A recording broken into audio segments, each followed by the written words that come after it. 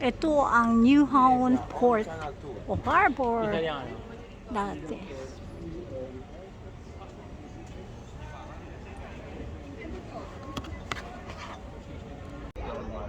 Okay, nandito na kami sa boat para sa aming river ride.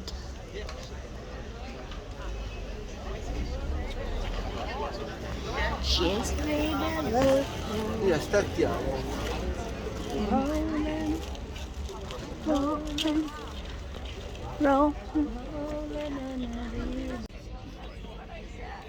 Pag dito ako tumingin, naduduling ako. Duling ang ano.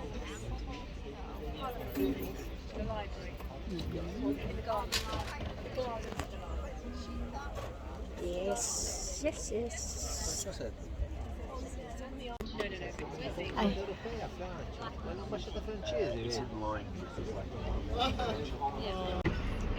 I will be your guide for the next hour. My name is Mille. Our smooth sailing captain of today is Karsten. Hi, There's a couple of safety rules on the boat before we start. Smoking is not allowed on the boat, not even vaping, so please refrain from that. And most importantly, we will be going under some very low bridges on this tour. Det er nogen, der slår hovederne. Så hør godt efter, når jeg beder jer om at sidde ned.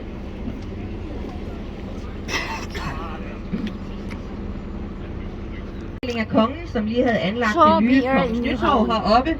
Og han ville altså have en passage ude fra havnen og op til centrum af København, sådan så han square up here, Kongens Nytorv, and he wanted a passage from the harbor up to the center of the city, so that the merchant ships could come up to the center of town to unload their stock. So he commanded his army of soldiers and a bunch of unemployed people at the time to start digging with hand and shovel, wheelbarrow, until he had a canal here. Af skumle værtshuse, letlevende damer, lommetyve. Man kunne altid finde et godt slagsmål i Nyhavn. Så man skulle være lidt forsigtig, hvis man tog herned i de der gode gamle dage. Hvis nogen af jer har undret jer over, hvorfor husene i Nyhavn har forskellige farver alle sammen, så var det altså fordi, at de der søfolk, som gik i byen her og festede hele natten, når de skulle hjem i de tidlige morgentimer, var de ikke altid så gode til at finde vej. Og det blev nemmere for dem at finde det rigtige hus og falde i søvn i, når de alle sammen havde forskellige farver. Så man kan altså kalde det sådan en service til. Kan vi godt lide at tænke på de her både, så vi hilser på alle vores nye venner, når vi sejler forbi. Den første bro her, Nyhavnsbroen, den er ret lav, så her er det vigtigt, at I bliver siddende og passer godt på hovederne. The first bridge here is very low, so it's very important now that you sit down and mind your heads. You might have to bend down a little. Okay. Tago ko na ulo ko. Sabi mo sa ilalim ng tulay tayo. Okay, ito papasok kami sa ilalim ng tulay. Yeah, as you can see, I'm not a politician. I mean what I say.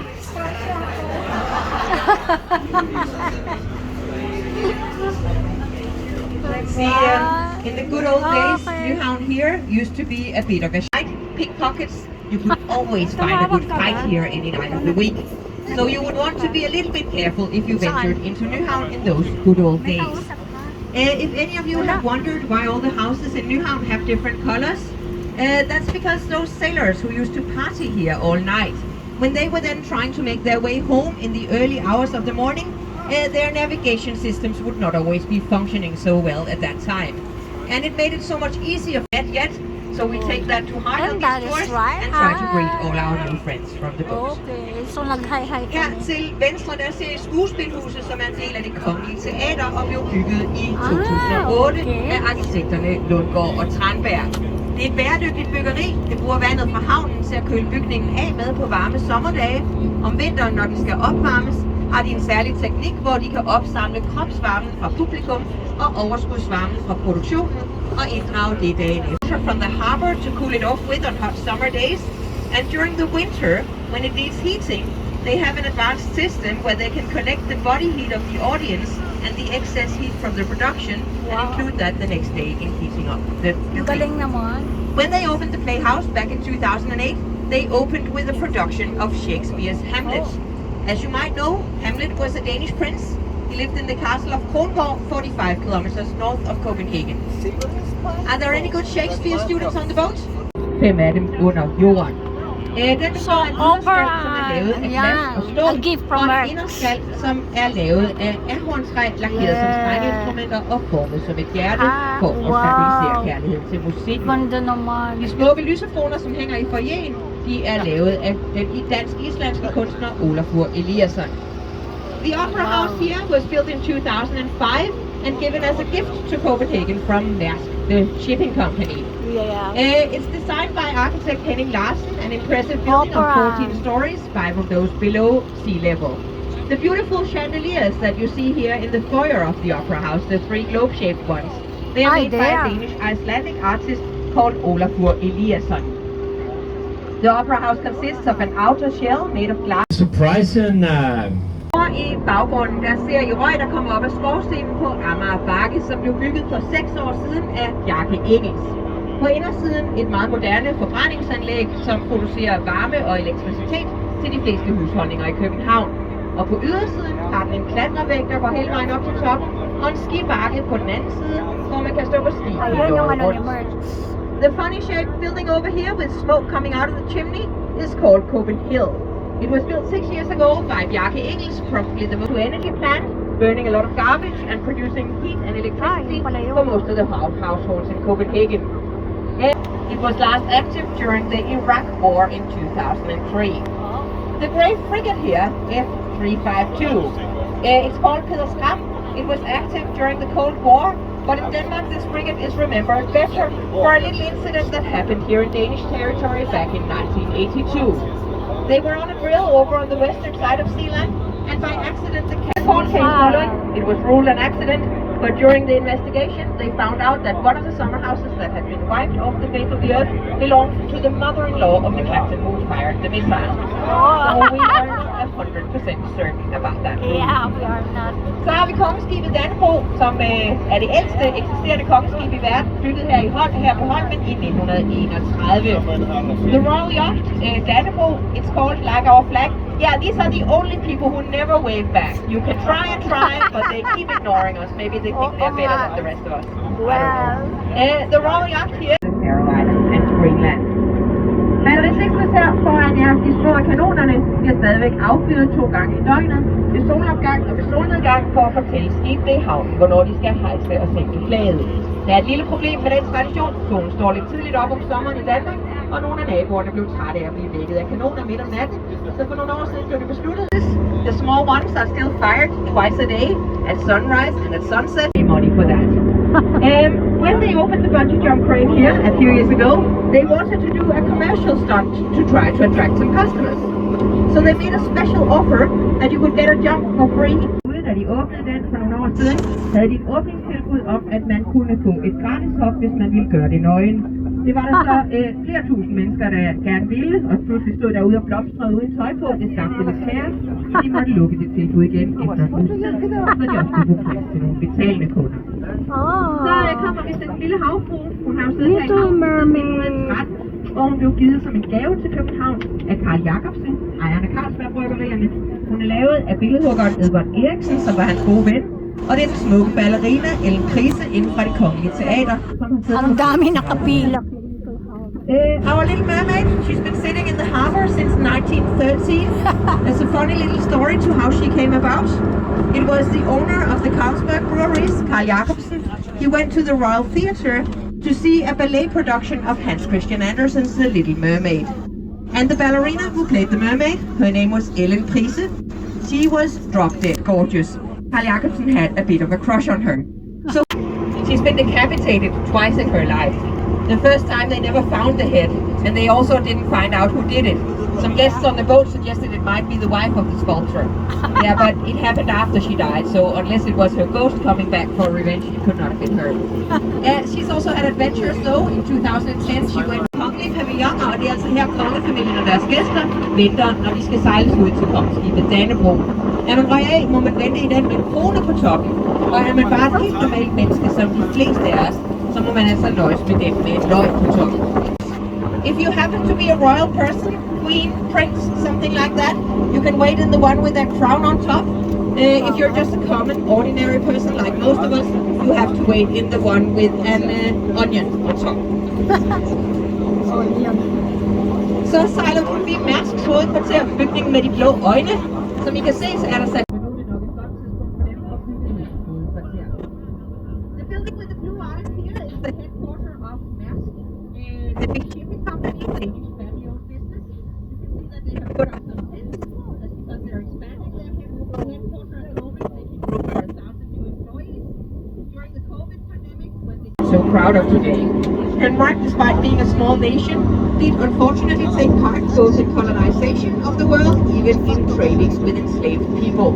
The very impressive part of the city in here, called the Frederiksstad, with its stately homes and broad boulevards, was built mostly for money that was made from exploiting those Danish colonies and trading with enslaved people.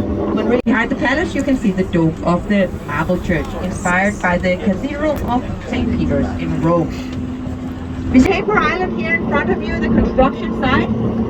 They're building luxury apartments over there at the moment. These are going to be the most expensive condos in Copenhagen. They sold the largest one of them a couple of weeks ago for a little more than 9 million euros. There will be a fancy swimming pool here as well, where you can swim both indoors and outdoors in the water from the harbor. Has some very expensive hobbies. One was to build these impressive show-off buildings all over Copenhagen. All of those are built in Dutch Renaissance style because he was completely obsessed with Holland. The second expensive hobby was to fight wars, mostly against our brother people in Sweden. He hated the Swedes with a passion. He kept fighting wars against Sweden over and over and over again, although he lost almost all of those wars. Wasted a terrible lot of lives and money on that. His third expensive hobby was to produce and raise children. He had several wives, some of them to the left hand, they called it. Back then as a king you could get away with. So he needed to attract some income for the Danish state. He built this new part of the city as a small copy of Amsterdam, thinking that that would attract some rich Dutch merchants to move to Copenhagen, settle down here and pay some nice taxes to the Danish state. They never did, those Dutch merchants, they never came, so the plan didn't work, but that is why Christianshavn here looks like Amsterdam. Like in the real Amsterdam, people here live very close to the water, some even on the water. And how?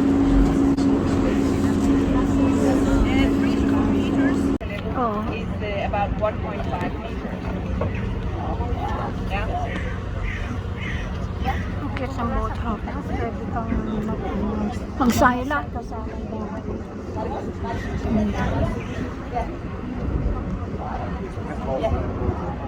Yan, mga boat houses.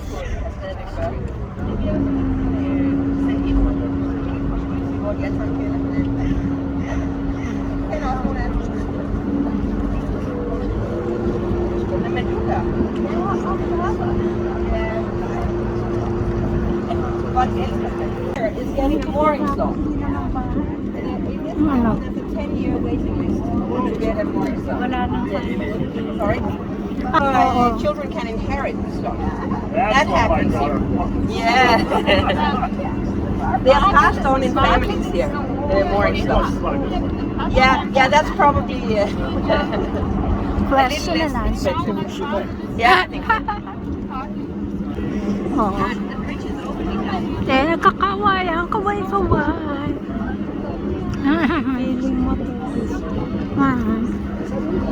So we're under the bridge again. Yeah, that's nice. Were there any questions down at the back of the boat? Now is when you have the chance. Yeah?